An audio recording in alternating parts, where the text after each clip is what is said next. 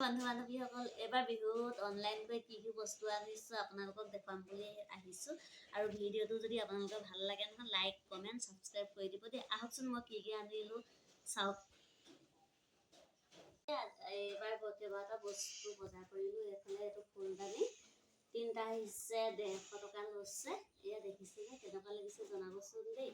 বিহু বুলি এইবাৰ কেইবাটাও বজাৰ কৰিলোঁ। লগতে এয়া ভেকুৱাম বেগ বুলি কৈছে, মোবাইলত চাই থাকোঁ সদায় আনিম বুলি। মুঠতে 5টা আহিছে, 3টা মাক দিছোঁ, 2টা মই লৈছোঁ।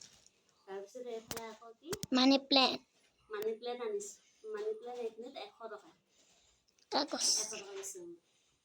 তাৰপাছত লগতে এইডাল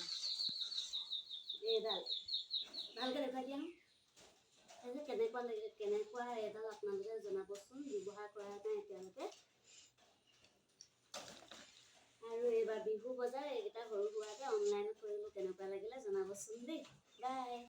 আজি এই বিহু আগত এই আঁঠুৱাটো লৈছিলোঁ। যেতিয়া আনবক্সিং কৰিছিলে তেতিয়া মই ভিডিঅ' অকণমান কৰি থৈছিলোঁ আপোনালোকক দেখুৱাম বুলি। দেখুৱাবৰ কাৰণে পাহৰি আছিলোঁ। এই ভিডিঅ'টো লগতে লগাই দিছোঁ। দেখিছেনে ইমান ভাল লাগে নহয়, তম্বু নিচিনা যে আঁঠুৱাটো।